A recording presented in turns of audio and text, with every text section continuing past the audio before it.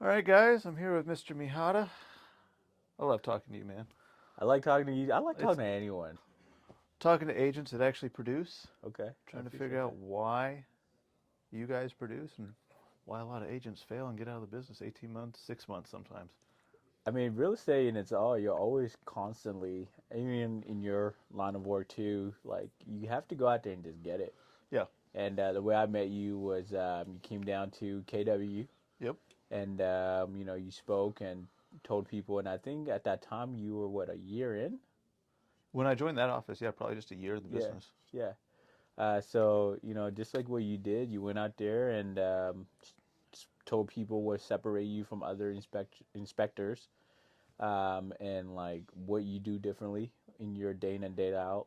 And that's what real estate is. You have to be different. You have to be unique, and you have to set the tone and set the precedence of what makes you unique. Why are you doing what it is you're doing? Because real estate, everyone does the same shit. Part of my Everyone. language, but No one at the cares. end of the day, it's how hungry do you want to be and how eager you are going to go out there to put yourself every single day in the fire to do what it is that you need to do, your People are fiduciary afraid duty. of that. People are afraid to get out of their house and go hit the grindstone, go to work, make those cold calls. Actually do it. I know so many agents that are literally afraid to answer the phone. Well, my prospecting method is not cold calling. Right? Um, Mine is actually beating the pavements and knocking on cold doors. You told me that. Yeah, You told yeah, me we were at the gym the other day and you said that. And I was yeah, like, damn. yeah. It's crazy. So I started knocking in May of last year. I did what? I sold 5 homes just from knocking from it, and then I realized like, In what time period?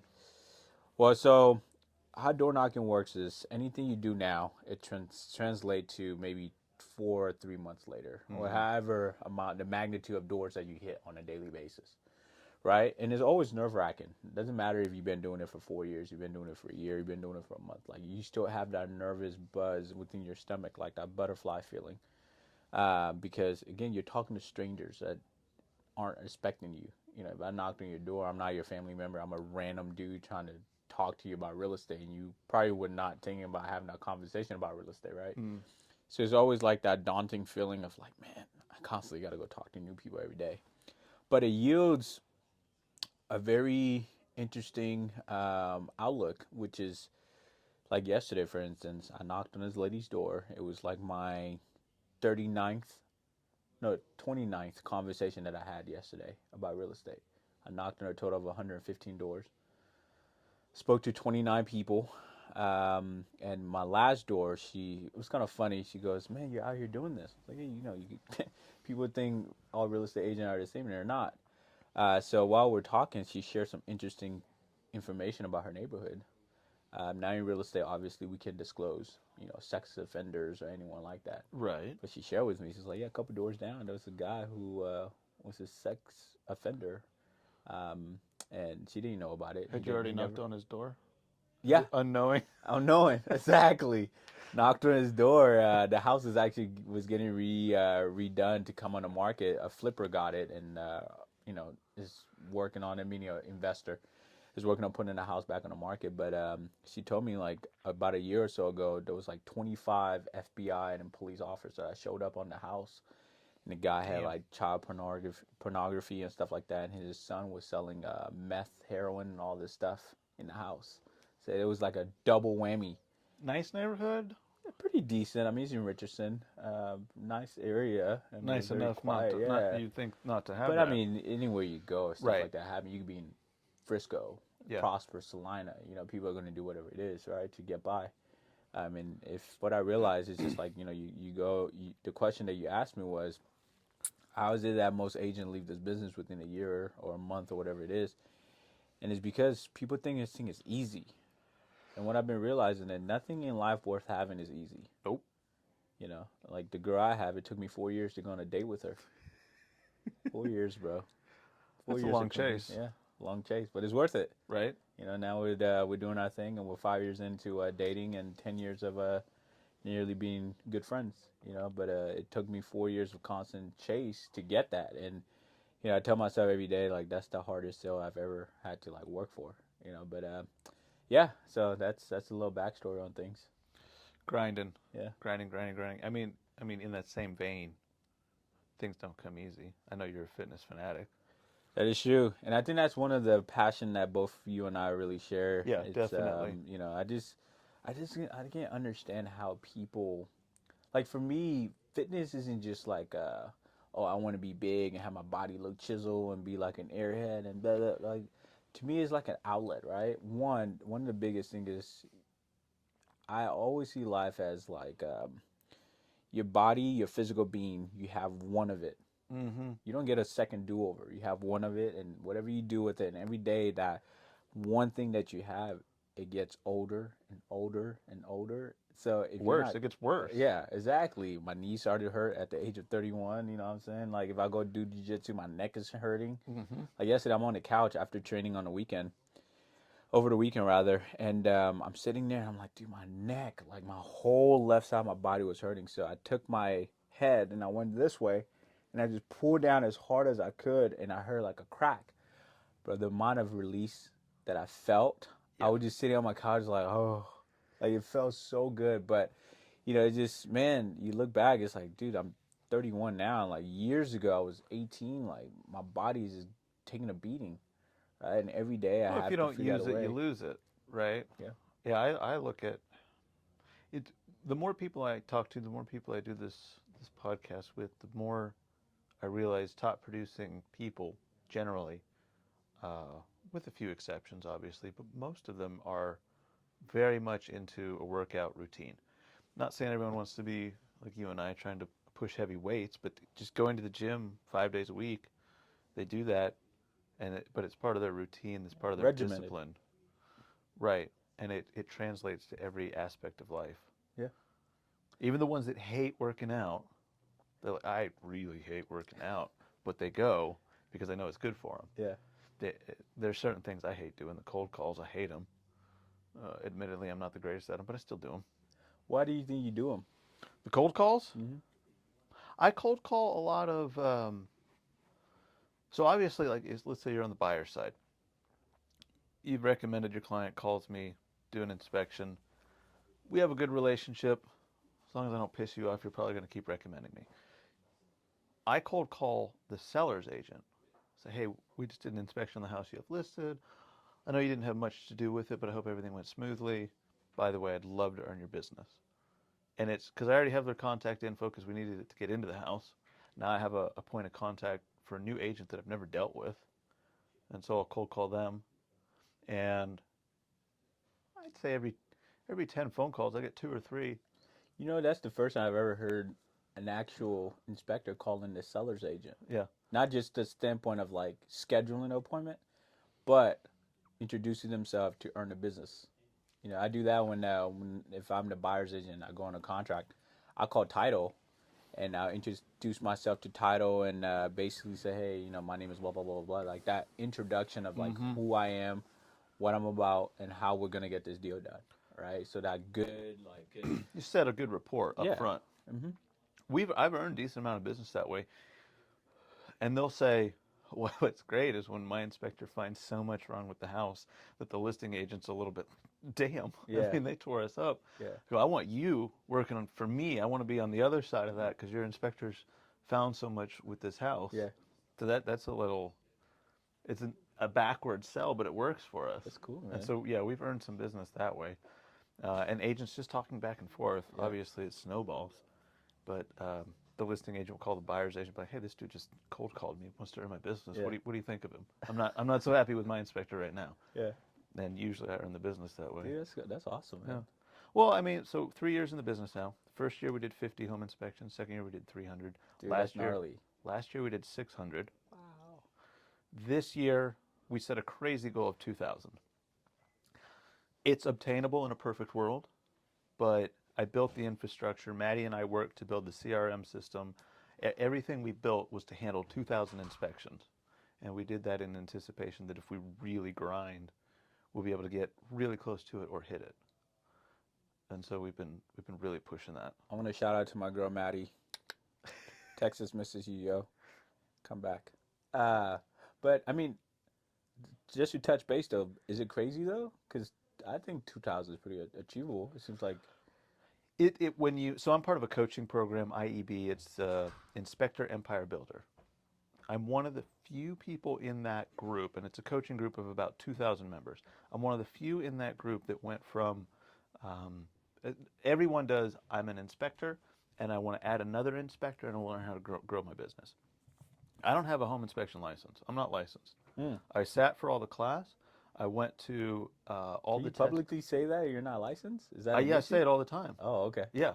So I'm one of like three in this whole organization that's done it this way. I didn't go with this to be a home inspector. Hmm. I did home construction for a very long time, and it just kind of bled into my knowledge bled into this, and I thought I wanted to be an inspector. And I said, no, I really want to grow a business. I want to build a scalable business.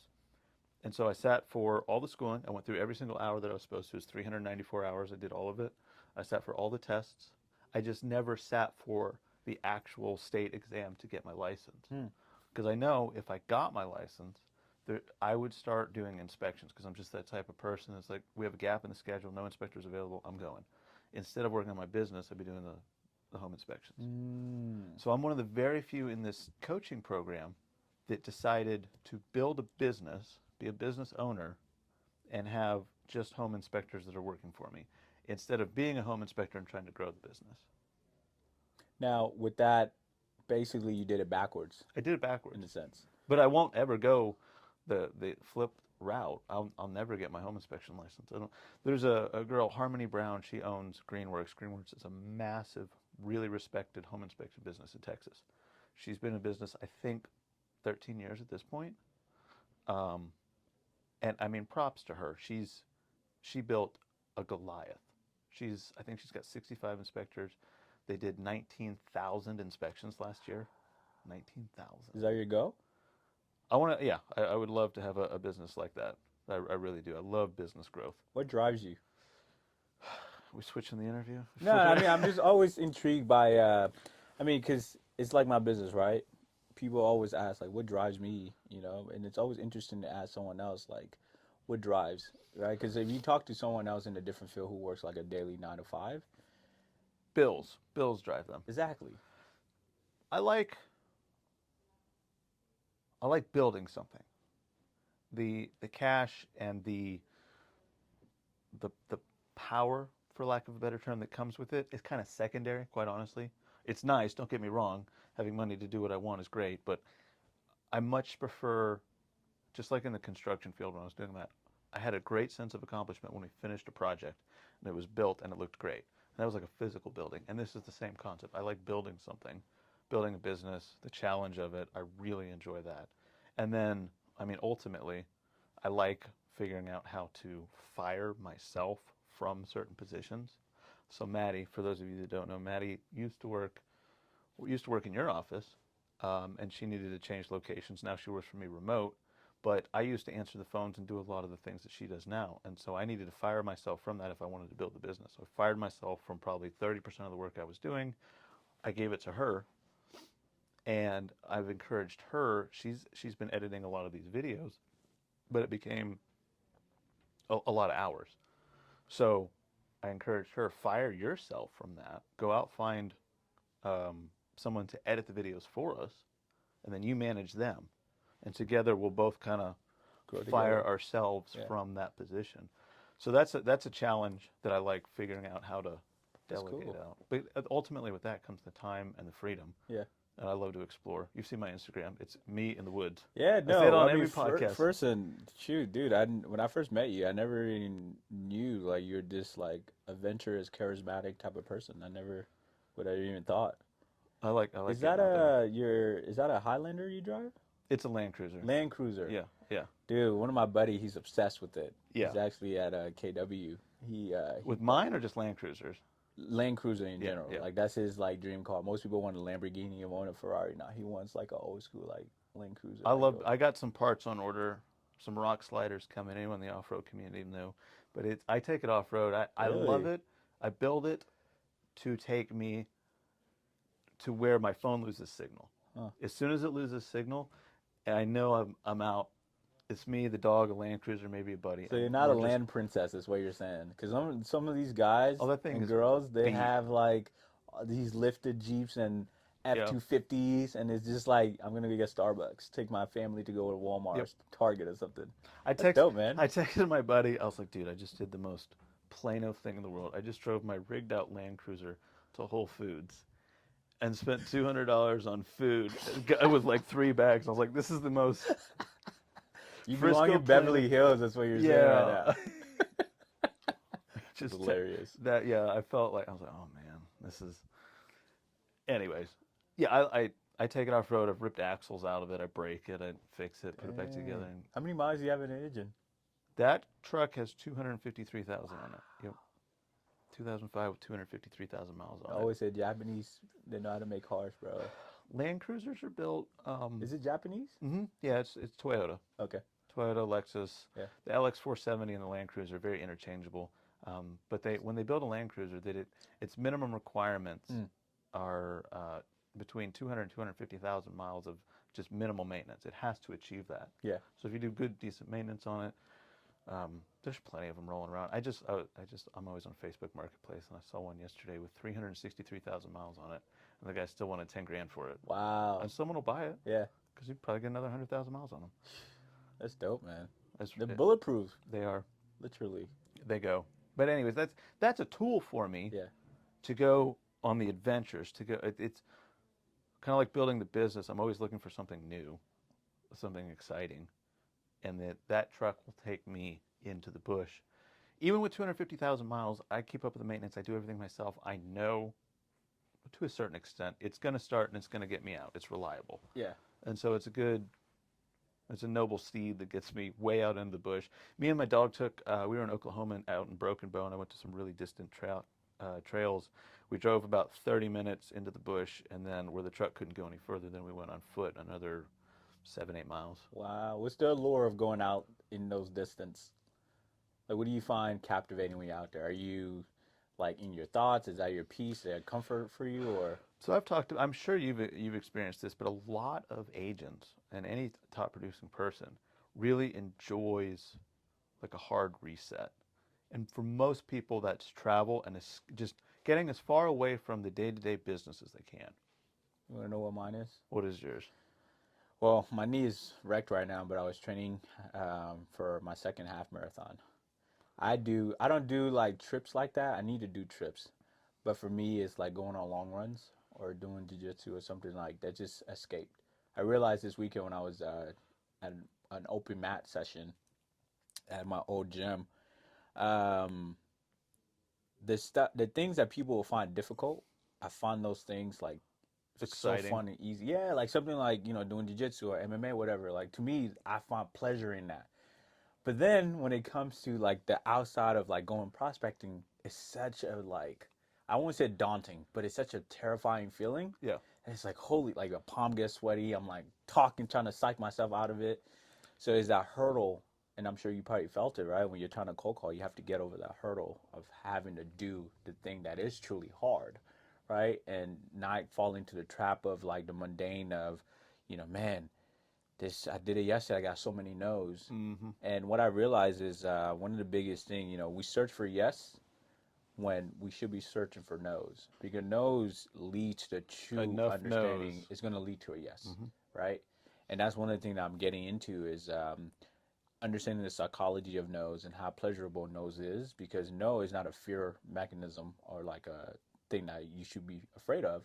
It should be something that propels you to get that yes, because once you get that yes, like it's invigorating, like you feel released. It's like, man, I worked so hard to get this no's and now I get this yes. It's like, It was a famous door-to-door salesman. I forget his name, but he talked about the law of averages, and he was excited when he'd hit 100 houses and nobody said yes, because he knew the law of averages meant he's got a significant amount of yeses coming soon. Yeah.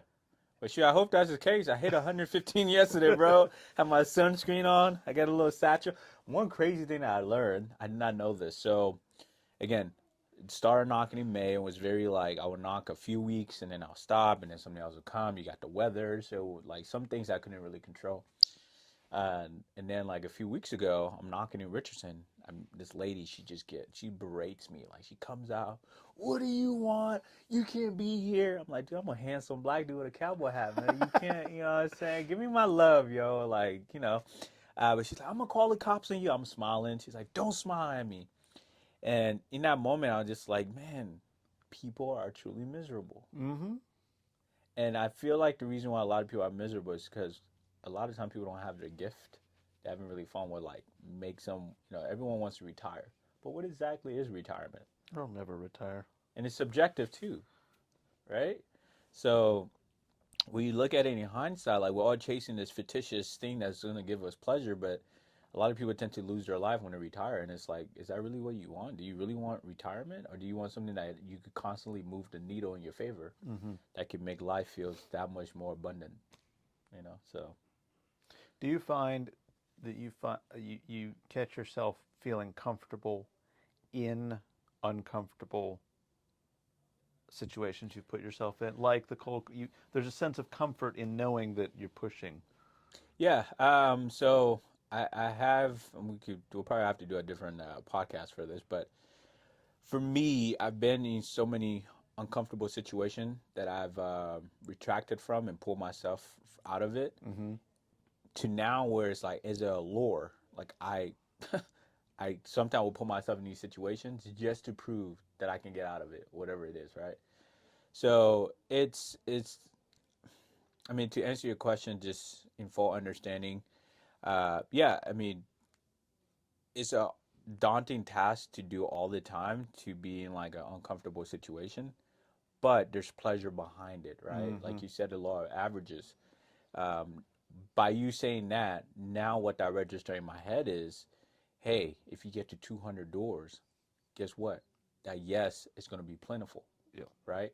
So we're, Gary Vee said we're 8%. 2024 is nearly 8% over with. I don't know where he's getting his stats, so don't come from my head if I'm wrong.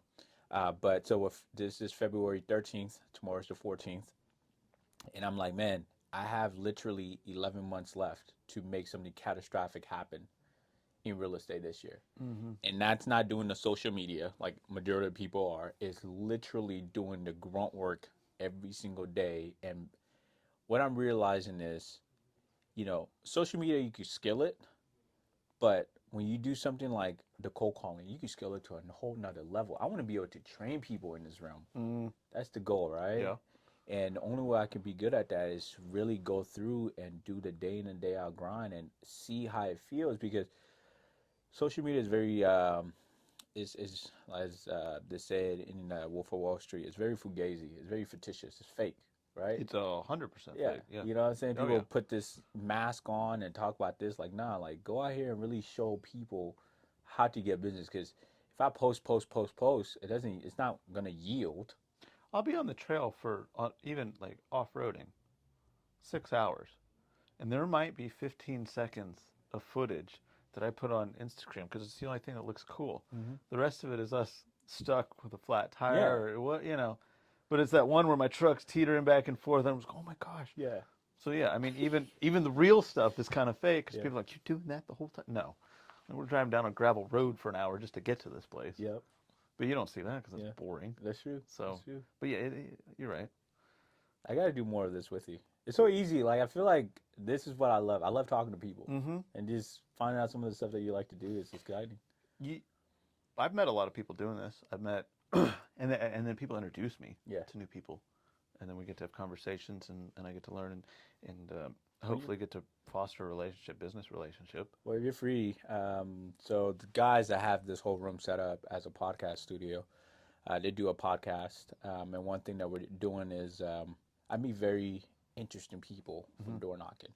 I met a guy who is wheelchair bound. He lost one part of his like leg, and it was due to a drunk driver.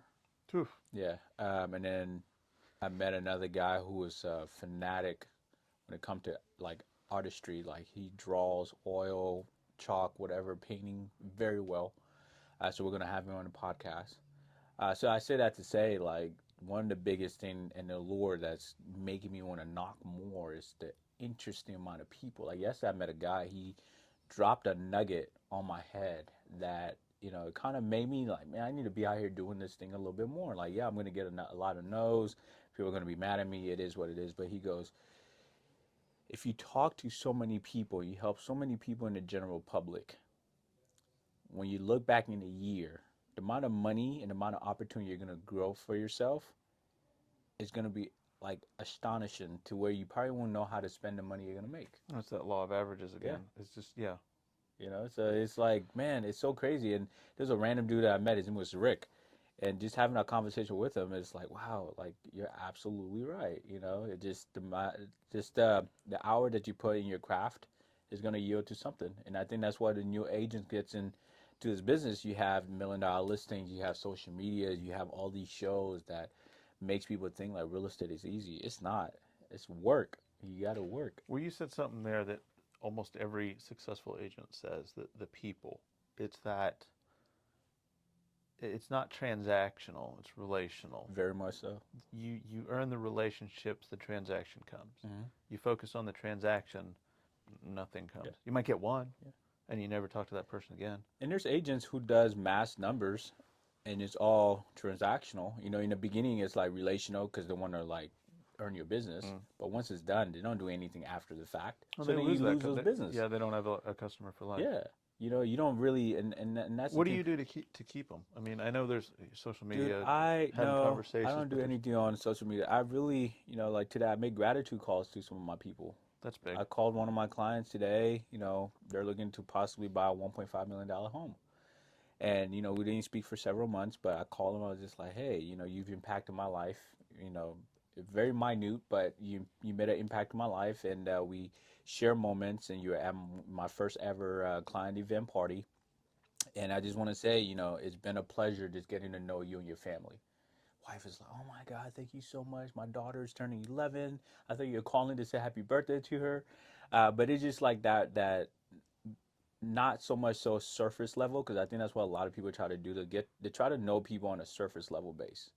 I want to know you, like, who are you? Like, what are you about? What do you like to do? Like, what makes you happy? Mm-hmm. Once you start having those conversations, then it's like it's real, right? So for me, I like to know people on a very like, who are you? What is your hobby? I don't. You meet you, how you doing? Oh, I'm good. That's boring. Like, be honest with me. Like, how are you doing today? Like, truly, life sucks. Life do suck sometimes. Be honest. Like, it's good for you to be honest with it. Life sucks. And when you can be honest in those moments and you be vulnerable, that's when you find true bliss and you find people who really truly care about you. So, yeah. No, it's so true that keeping keeping the relationships as a relationship Mm-hmm. always yields to a transaction. Yep. Because the money's gonna be spent once it closes. It's already gone. Yep. Yeah, exactly. What do Speaking of the money, what do you always have a little bit of extra cash for, even if you're broke? What is that thing that you keep just a little bit of extra cash for? For me, it's an adventure, concert, something like that. Yeah. I like festival, man. Okay. Yeah. I love festival, but the one thing that I wish I could do a lot of, but with what I'm doing right now, I just need to focus more just on the business aspects. But I love training. I love to be active in the world of like MMA and stuff like that. But yeah, I don't know. That's a good question. I don't know if I have that one thing. 'Cause my girlfriend doesn't live here right now, so it's like if I was to do something, Going that way. yeah, and she's like out in Vegas. She doesn't move down here till a few months from now. So for me, it's like if I do something, it'll be by myself, which then at that point is like boring. I'd rather her and I do something together. So one thing that we did a few months back, well, actually it was in December. Um, I don't know if it's the fact I'm getting older, but I started discovering new foods and restaurants. Okay. And Little foodie. yeah, bro, she came down and I was like, yo, let's go to Austin. And I found like 3 restaurants. Oh, there's some great restaurants in Austin. Bro, Dallas, it's so crazy. Dallas is so much more bigger than Austin, but yet we don't have any cool stuff here that, what I'm saying? There's a lot of food in pockets, but Austin is they're really known for. But the food here is fast food related. There's a lot of franchises. Yeah, Yeah. you know, Yep. it's like Austin is like good A sit lot down of restaurant. one-offs. Yep. You know, I go to Austin all the time. We mountain bike down in Austin. Or some of my buddies live out there. yeah, There's a lot. I love the outdoor culture down there. it's beautiful. Yeah. Yeah. And then I go to Formula One every year. Oh, really? Yeah, the race in I thought that was Austin. a one-time thing for some reason. I didn't know it No, was that every that year. race has been happening. I think they opened it in 2012, so going on 12 years now. Have you gone to Austin? What is it? City Limits? Yeah, I've been there. Yeah, Is it cool? I went there once, but I didn't go like in the actual festival itself. I was just there I've for been one something. time for the festival. It's good. Yeah, I mean, it if you know what you're getting into, it's a blast. yeah. If you don't, it might scare you at first. What's It's scary just, about I it? mean, it's just so much. Yeah, Yeah, it's just so much of it. yeah. I like It's festival is any my thing. festival. If you don't know what you're getting into, Yeah, it's the overload. What? yeah. How's What's that going on? happening? That's funny. You know, some people are just laying on the ground. Some Yeah. people are on drugs. You go, okay, That's where's the hilarious. music coming from? Yeah. Yeah, I saw last night. I was just scrolling through YouTube. Largest concert ever was in Russia right after the Cold War. Metallica played. It was 1.6 million people. I think that's probably bigger than Michael Jackson. Is the largest concert ever held. One group of people. 1.6 million. Wow. Yeah, the camera. It was just you could not see. Siege of people. Yeah, it was back in the 90s, right after the Cold War ended. Yeah. It was. I mean, I can see why. All them Russians was just cooped up. Yeah. Fucking thought they were gonna get bombed and shit. Yep. It kind of makes sense. It's like, oh no, we're not dying. We just have a concert. Let's have a concert, big rock concert. Bring Metallica was Metallica. there. I think AC/DC. There's a bunch, but anyways, that's a festival. 1.6 million people. That's crazy. That's insane. You MMA. Have you Yeah. competed? No, Just a hobby? yeah. I mean, I wanted to fight. I was looking at going forward with the fighting route, but then some stuff happened in my family, and it just kind of showed me that you can't play fighting.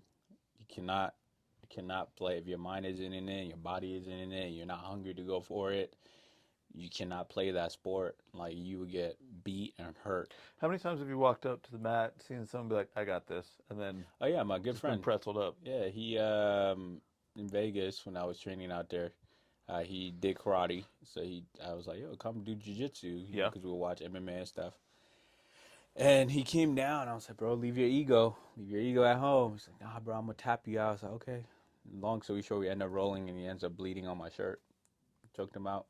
But it's like, you know, to me now, I do it just to whole. I just want to be able to protect myself Yep. and those that I'm with. Like I don't, getting in the cage when I was a few years younger. Yeah, that was the thing I wanted to do. But again, after seeing what can happen with fighting, nah. Especially if you're trying to, let's say you're trying to take a fight and you're a real estate agent and you're worrying about making money in real estate and trying to get your business going. There's no way you're going to be able to focus. Can you imagine showing up to show people some houses and your face is? Well, there's a professional fighter. He doesn't fight anymore. Ala Quinta. He fought in the UFC. He's a real estate agent in New Jersey, and he was pro fighting in the UFC and doing real estate outside of UFC.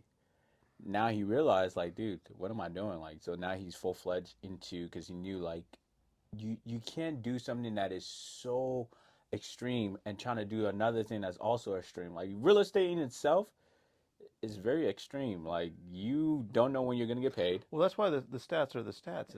It's 80% of the houses are sold by 20% of the agents. Well, that, and then the other thing is like, for you to really cement yourself and build a foundation in real estate, I feel like you may get lucky and do like some crazy astronomical number year, because you hear those like outliers, right? Yep. 1 year in, they sold so many homes, right? But then the regular, like for me, 4 years in, I'm still now like realizing like my first year, as anyone else, you want to live large and do stuff. So then you start spending money on crazy things. Second year is the same thing. Like you're trying to taste the allure and have this fictitious outlook on how things should be, driving a car that isn't going to bring you business, but in your mind you think it is. So perception is reality in that sense. The watches, the cars, the suits. Yeah. So it's like second year is that, and then you're trying your third year marketing. What kind of marketing ideas do you have? Like you don't really know where your business is going to come from. Maybe you got business from here, so then you're like trying to figure out everything. So then your fourth year It's when you start putting systems in place and you start understanding, okay, boom, I need to do this. Boom, prospecting is the road to actual success, right? So then you learn these things, you learn from your failure, but you have to keep pushing the needle forward. And that's what it I is. love systems. It's so nerdy, but I put standards of practice with like every little thing we do. We have a standards of practice Yeah. for, even if it's like It three makes your lines life long. easier. It does, and the guys follow it, and it's in the contract when they become employed with us. It's these are the standards of practice you're going to follow. If you don't follow them, you're out. Yeah. Because that's the Element brand right there. I wanted it. It occurred to me early on, like the McDonald's model. Whether you eat a burger here or in Minneapolis, it's the same burger. Whether you get Emiliano or Adam or one of the other guys, it needs to be an almost identical inspection. So everything needs to follow a standard. So when you hire Element inspection, no matter who you get, you're gonna get the same level inspection. Hmm. It, that's really helped us. So speaking of, because it seems like at the end of the day, what you're describing is your core values. Mm-hmm. How'd you come up with Elements' core values? Well, I mean, everybody knows the. So our motto is "Leave it better than you found it." Hmm. I like that. Yeah, in the coaching program I was in, they're like, you need to come up with a mission statement. You need to come up with all these. I don't really like mission statements. I don't really care that much, but we just settled on "Leave it better than you found it." A lot of that is being on trails, whether it's biking, hiking, or in my truck. I'm always on trails, and it's just a tread lightly when you're on a trail. So don't go off the trail too far, and then if there's a branch laying in the way, move it. Just do that with everything in life. So, like when we leave a property, there's a little piece of paper they fill out, and it tells the customer, or not the customer, I'm sorry, the homeowner, because we're in someone else's house, right? It tells the homeowner how we left their house, the thermostat, the temperature we left it at. If we saw a dog, where did we last see it? Was it in the kennel? Was it in the backyard? If we found a water leak, we're going to turn the water off and then highlight exactly where that water leak is. Same with the gas leak. Wow. So that's the motto, and it's just if you live life that way, it makes it easier. And then again with the core values, we donate 5% of our profits to animal shelters. Hmm. So last year we we were able to, I don't know if it was 2,600 meals for dogs. That's what we were able to donate enough money to serve 2,600 meals to dogs in shelters and cats. But that's about how it equated when we do it in the number of meals. So we donated that amount of money, and that's based on just the gross sales. So every That's time an awesome. agent uses us, a little bit of it goes to the puppies. That's awesome, And man. I guilt trip people in my presentation. Like, if you like dogs to eat food, you should use us. If you want puppies to starve, I got a couple other competitors that don't Yeah. donate. Wow. That's a hard one. Yeah, it's funny. It works, but um, the guys have to know that I have a really rigorous um, hiring process. What do you look for when you're hiring? Very first question I ask is start at high school. Tell me how you got to here. Don't leave anything out. Wow. And that usually takes 30, 40 minutes for them to just start from there and get all the way through. And I just let them keep talking. And usually in that time, I can tell whether or not they're going to fit. That everyone reveals things about themselves in that time period of them just telling their whole life story, how they've progressed through life, how they got here. And some of the stories you jive with, you understand, even if they made mistakes, how they corrected them. But you also hear when people make mistakes and they don't correct them and they just keep doing it over and over. Mm-hmm. That question right there answers almost everything I need to know about the person. Mm. And then, of course, we look for.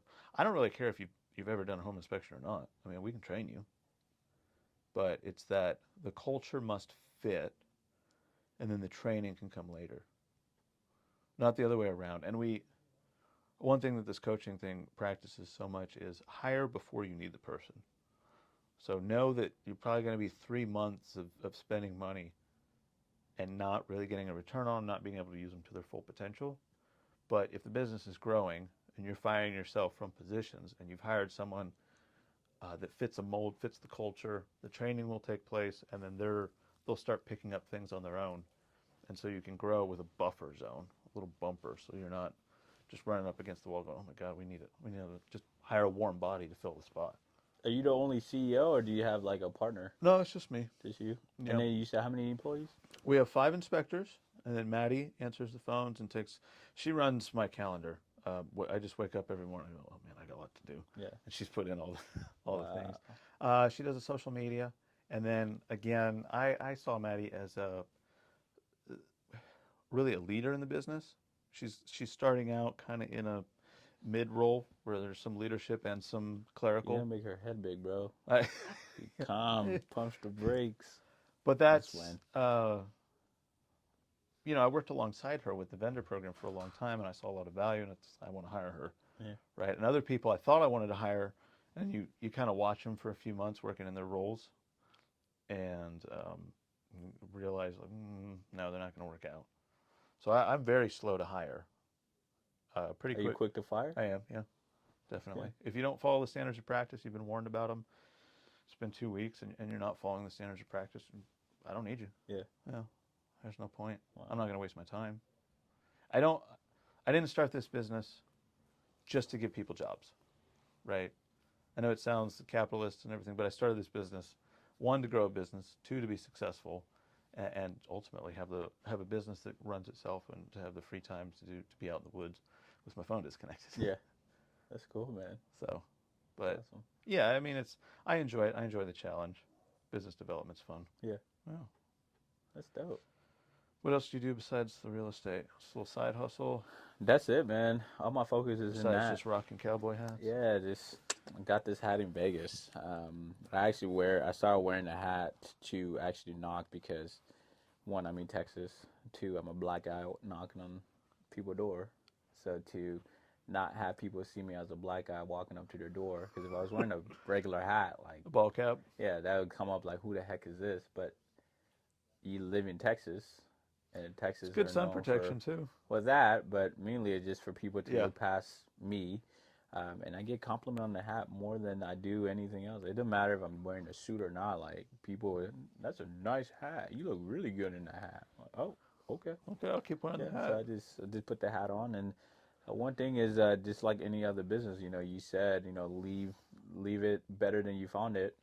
And one of the things is, I like to leave people in a better state than where I met them, right? If I'm talking to you and I have to make you laugh or say something that may or may not be funny, but at least get your mind off of whatever it is that you're doing, Mm-hmm. that's good for me.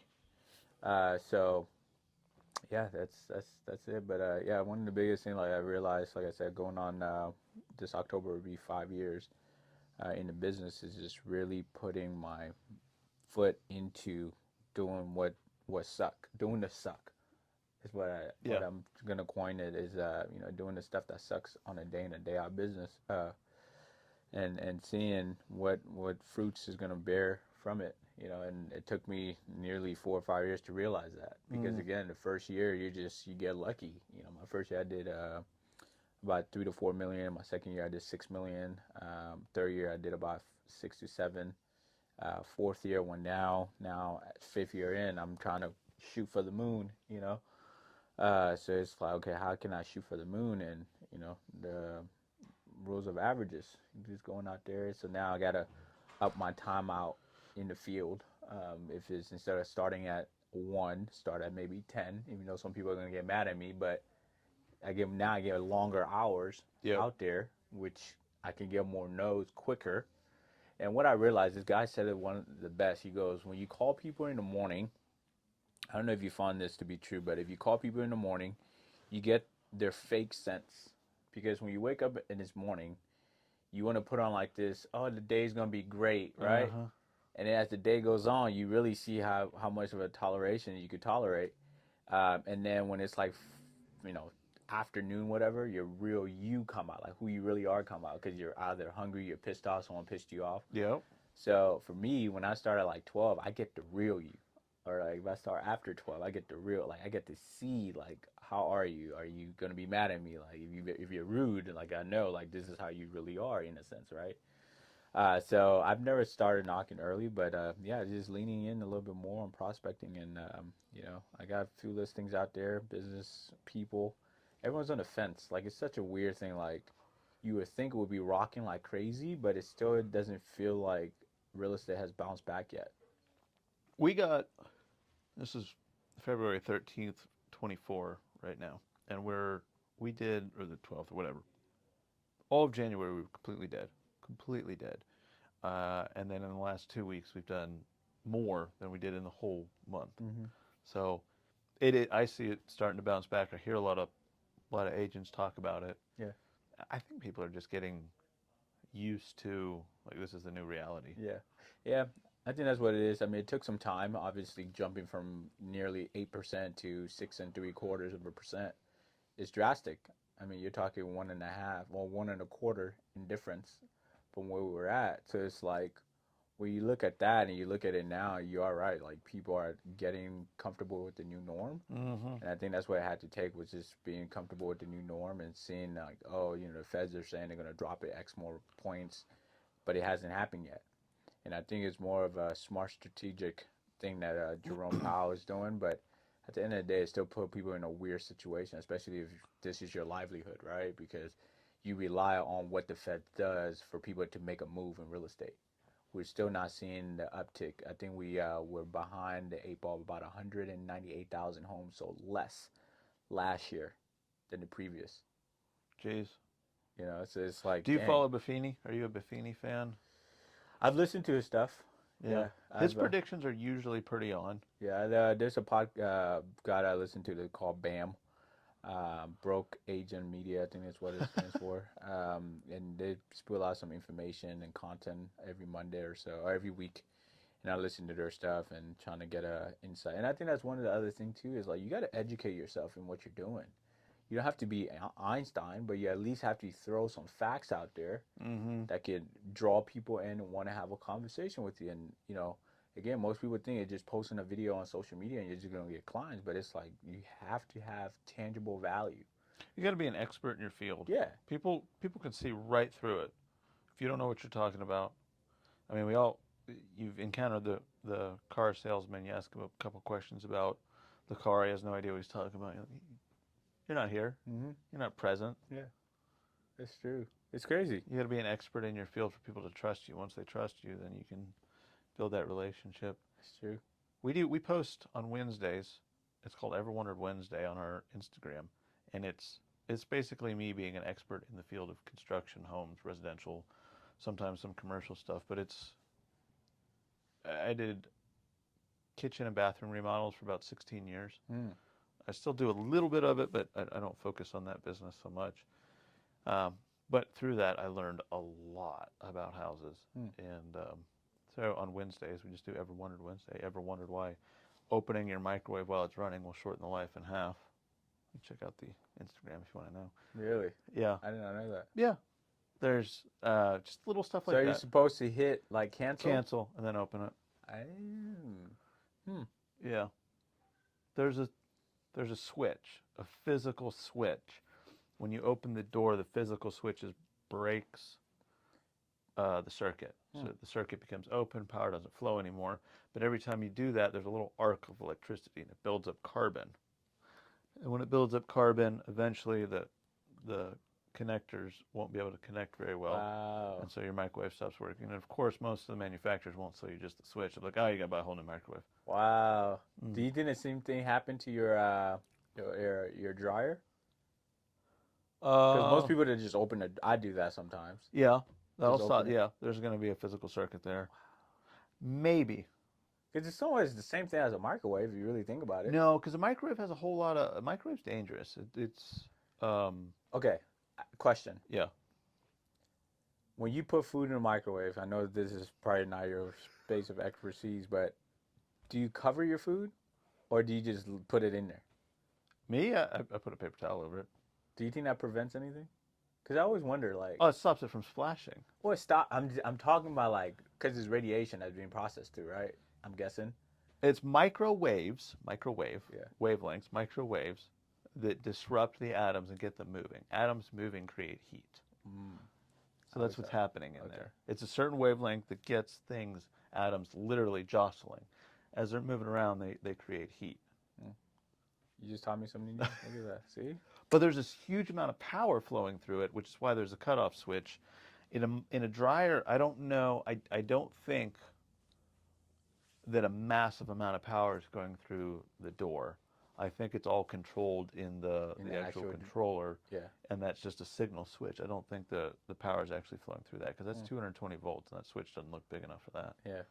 But I don't way know. sidetracked. I mean, since you said that, I might now, just go ahead and just for safety, making sure my microwave doesn't go out or even Microwave, yeah, my you hit dryer. cancel. Yep. We Okay. did one on dishwashers, whether or not you should completely clean the dish, like wash it. Yeah. I did one on a tape measure, why the tip of the tape measure moves back and forth instead of being riveted solid. There's a reason for it. Do you ever do? There's a guy who he's an inspector. He does stuff out of Dallas, Atlanta, and somewhere else, and he shows like the bad side of Yeah, we don't post a lot of that content. why is Uh, that? Honestly, it's hard to get my inspectors to film stuff. Mm, I mean, they film it for the report, and that's the mindset they're in. They're not filming in the way of social media, yeah. and so they'll send me their content, and I'm like, I don't. I mean, I'm not. Trash. Try Yeah, again, Jim. it's This yeah, is ugly. it's no good for social media. That's funny. When I'm on site, I'll ask them. I'll say, "What'd you find?" And then I'll go there and I'll do a little. One of the video I have on YouTube that just got an enormous amount of views is how an HVAC drain system works, the emergency drain. Mm. Because people are always like, "Oh yeah, the drain clogged up, the pan clogged up, and my system's shut off." So it took like 5 minutes to explain how that works, and that got thousands of views. And then I put all this effort into some other videos, with just lots of cuts and splices and all things and editing, and it took me hours to make, and I get like Nah, bro. If 600 you go views. big on social, if one of your video go big, you do another video about that video that went big. That's how it works. That's true, yeah. Yeah, you see, Yeah. I just went back in and just follow up, like do another. And social media is it's that art in itself. I hate it. I really do. I I delete create it the from my content. phone. I Yeah. just right now I'm just focusing on just being out here and focus on my business, man. I'm not trying to think about anything else but that. Like I don't, because it's all. I mean, it's not a distraction because you do have people who are making obscene amount of money from it. So it does bear a lot of fruits, but for me, I'm like, dude, let me really just become good because, again, another good gem about a drop, trying to be a master of everything, a jack of all trades and a master of none, Yeah. doesn't do anything. So I'm like, yo, instead of me trying to figure out the social media, the this, the that, and just be good at one, and then that one is gonna feed for the rest of it, right? So that's what I'm working on right now is to be good at this one, which ended up being door knocking and really becoming that, getting that mind. So the one question I want to ask, how do you prep your mind on a daily basis? Because there's days that you don't want to do certain things. I've had this conversation so many times. It's discipline versus motivation. It's the same reason I go to the gym 5, 6 days a week, even when I don't want to, even when I'm in that slump. I'm not motivated to go.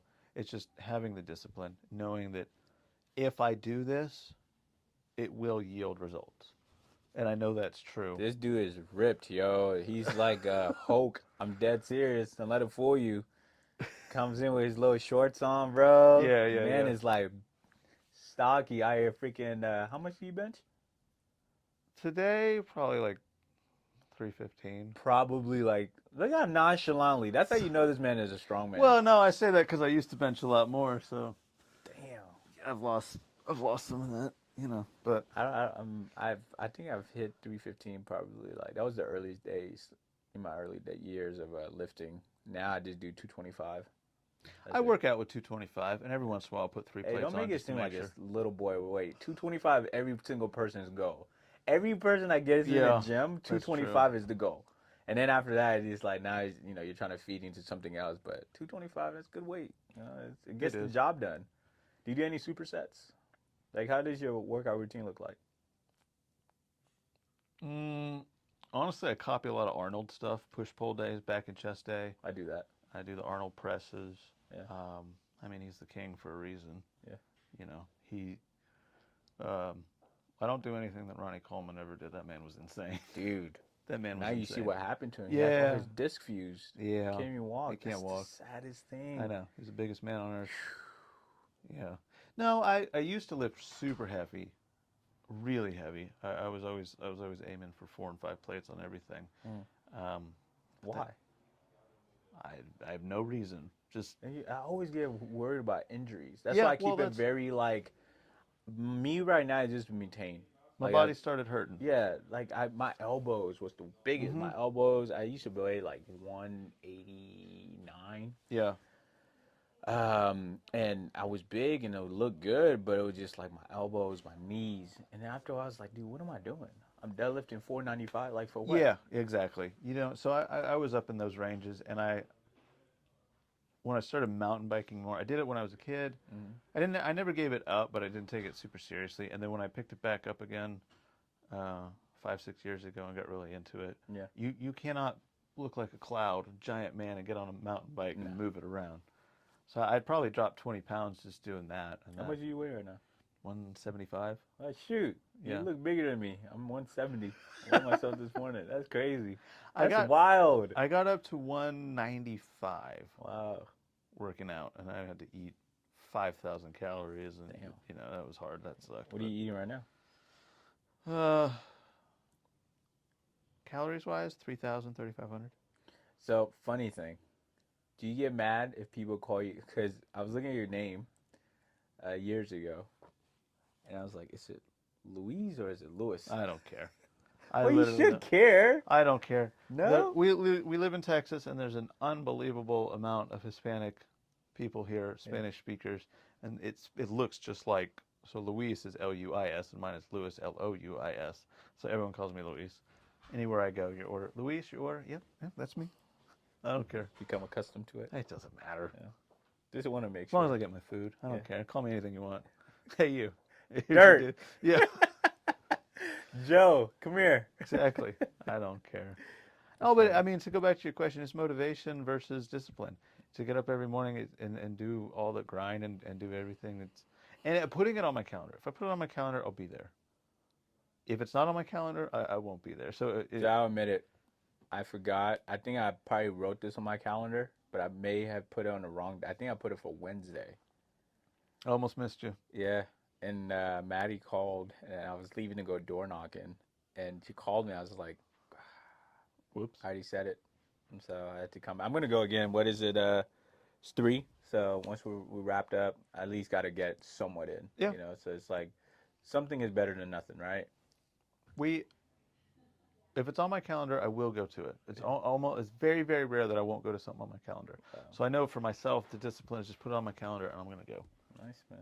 Versus the motivation. The motivation fades. Yeah, You know that. that's true. It's like love. Yeah. That shit fades all the time. What you already kind of touched on the goal for this year, but apparently you got 92% of the year left. So what's the goal? My goal is astronomical. It's numbers that I haven't really hit myself. I like to keep that stuff to myself, but since you asked, so this year I want to do 58 total transaction. 58, okay. 58, which equates to 23.6 million in production.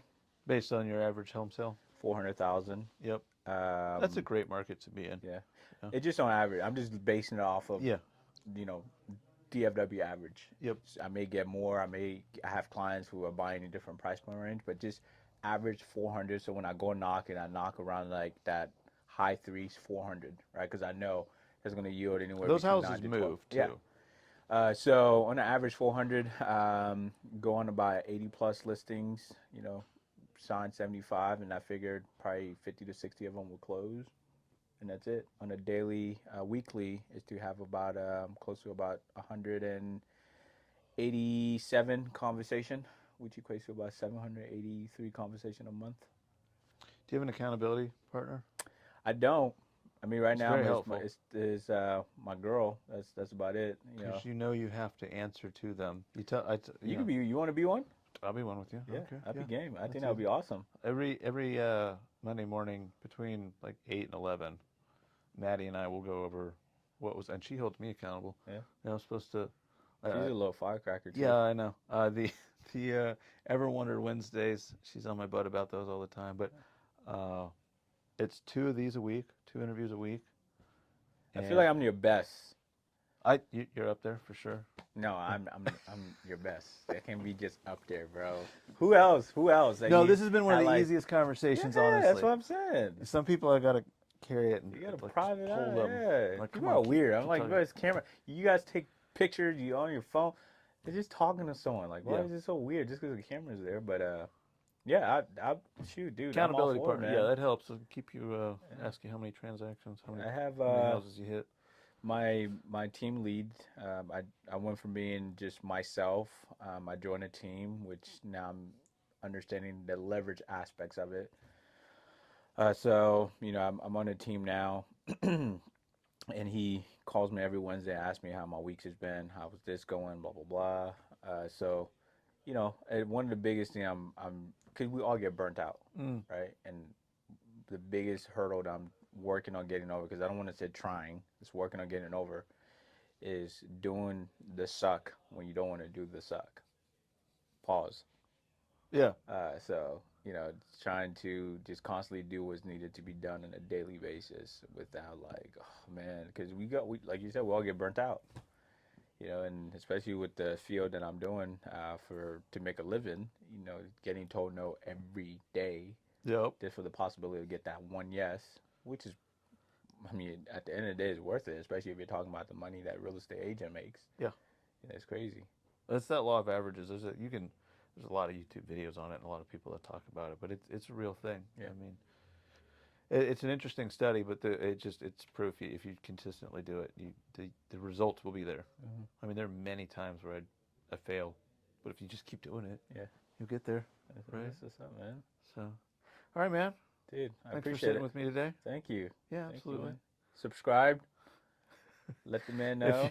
If y'all want this handsome gentleman in a cowboy hat to be your brilliant realtor, we're gonna put his information down in the description. I don't say howdy. But he'll come wearing the hat. Yeah, I'll come wearing the hat. Probably whatever bring you a want nice him to wear, smile. honestly. I don't wear the boots. I got Hokas on. I got to keep it festive and young and chic. It's so crazy. These shoes, people used to make fun of old people for wearing. And now they're Now so it's like popular. a fashionable thing, I know. and they're so comfortable. It's wild. And yeah, they're my favorite running shoes. Hokas? Yeah. Apparently your favorite everything shoes. I wear them. She got me these, and now it's like, actually she got these just for me to go door knocking in, because I was wearing like Converse and stuff like that. My neck would hurt like crazy. I was like, yo, I can't. Yeah, no, I don't walk very far in Converse. Yeah, nah, there's a difference in shoes. Like you have to get like Concrete's actual, too hard for it. And you're stomping you the feel concrete. it, like yeah. man, your neck. Your back, your neck, your hips. But dude, all of it, I appreciate it. Thank you. Right Gotta on, do it brother. another time. Always a Thank you so pleasure. much, sir. Thanks you. for watching, guys. Catch you on the next one.